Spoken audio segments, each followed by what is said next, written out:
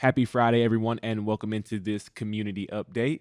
We're going over Running on Ice with the one and only Mary O'Connell, host of Running on Ice, the show, newsletter, and podcast. Mary, thank you so much for being here with us today.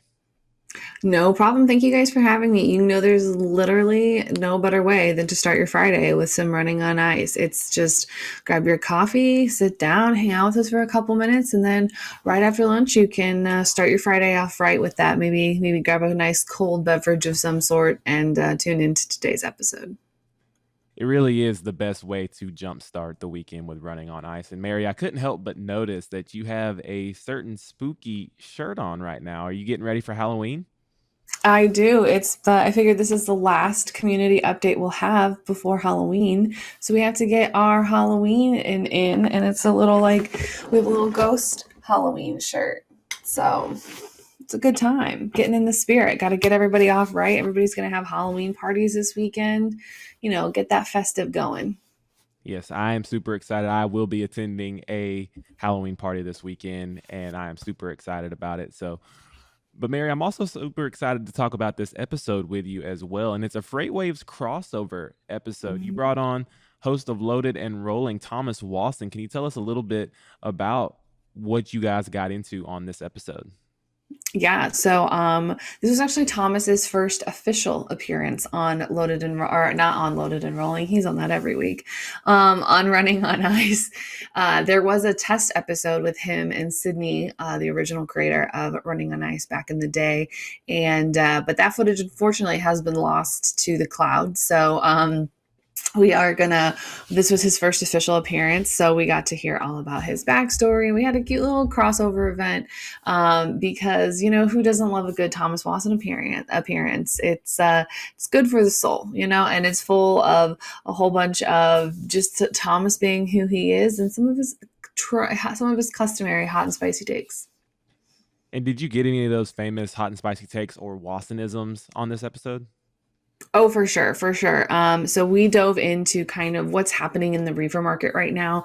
And basically what's happening is that outbound tender rejections are abnormally high for this time of the year. So normally, obviously leading up to Thanksgiving and Christmas, you're going to see that in the winter in general, you're going to see that slight uptick in demand for reefer loads because you have to move all of your Thanksgiving items, you have to move all of your holiday dinners, and then this is also the time of year that everyone starts asking for protect from freeze.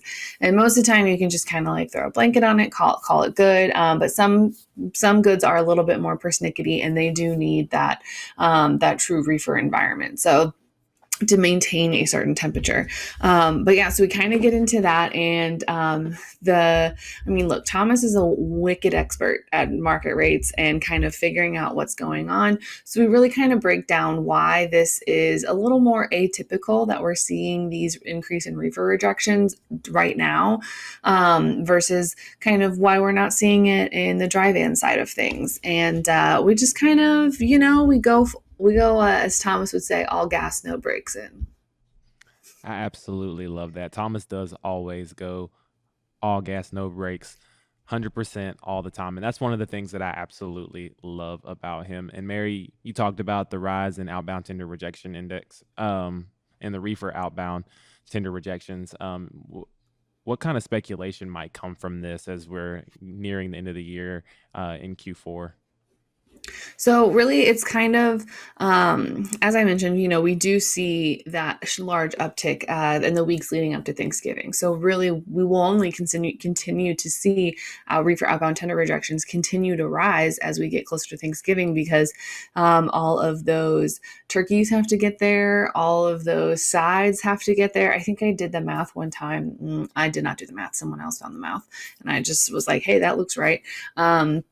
I want to say I can't even remember the number, but there's like thousands of truckloads for just moving the sides that go with Thanksgiving dinner, not even the main event of the turkeys.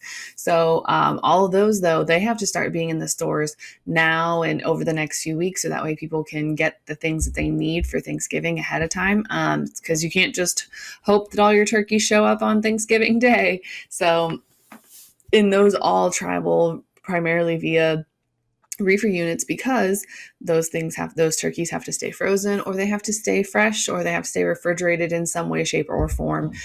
So we are going to see it. We are going to continue to see that increase in rejection rates as carriers move away from some of their regularly contracted freight into the more specific holiday freights or the seasonal demand.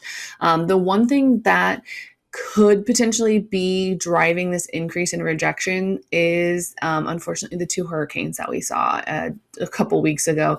There's a lot of areas that were without power, and they need to keep supplies fresh and everything like that. And then, unfortunately, you do need some of those for the unfortunate victims of the natural disasters. So there's a whole lot of need for different reefer units in different parts of the country right now. So it's definitely kind of everything's coming together in a surprising way that caught a lot of people off guard, that rejection rates for reefers are, a lot higher than where they typically are this time of year. Usually this is this type of activity that we're starting to see with dry van. Mary, I have a quick question for you. This is from a Fox affiliate out in Arkansas, but they wrote a story that came out a couple of days ago. It says that Walmart and Aldi are going to be dishing out meals for the Thanksgiving holiday this year, and they're advertising these dinners as inflation-free or pre-inflation prices. Do you think this could cause any, like you talked about the sides and how many of those are having to be transported, and I just want to know, did you think like maybe this drop in prices might affect anything going forward? I think yes and no. So first of all, I love that Aldi and Walmart have come out and said, "Hey, like you don't have to worry about it. We're doing what we can to kind of lower those grocery prices." Because I think last year Thanksgiving was set to be like one of the most expensive Thanksgivings like on record. So I think that while it might not impact the overall market and it might not take a whole lot of capacity out of the market, I do think that those carriers that are kind of exclusive with Walmart or Aldi, because I know specifically with Walmart, they have kind of like an improved carrier program, and it's quite difficult to get into. I'm sure Aldi has something similar. I've just unfortunately never worked with their supply chain side of things, but I do love them as a customer. So well done, Aldi. But I think that you might see some increased volumes with those already contracted carriers, because I would imagine there are going to be a lot more people that are looking to shop at Walmart or Aldi this season to kind of offset the cost of some of those more expensive items like your turkeys and some of those sides, because it's been a rough year for a lot of people. So I think anywhere that we can cut some costs is going to be the good option. Cutting cost is always a good option. Anything that puts more money back in or keeps more money in my wallet, I am always in favor of. Mary, you talked about how Thomas has hot takes and or Wassonisms as we like to call them. I wanted to ask you if you had maybe any hot takes for Q4 for the rest of the year, rounding things out. I think I mean, look, I'm not known for having the spiciest of hot takes. Thomas likes to call him the 521 spices, or whatever the KFC, or is it five spices at KFC? Whatever it is, or that he likes to call it that.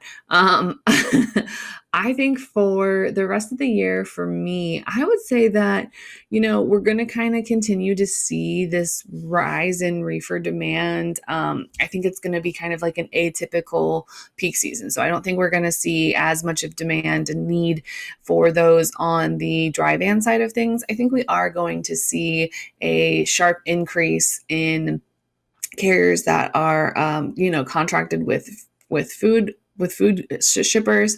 But I also think that, we might see reefer be a little bit more elevated going into this year. I mean, we're expected to have an abnormal peak season. So why not really just, go full in and say that reefer is going to be king this winter?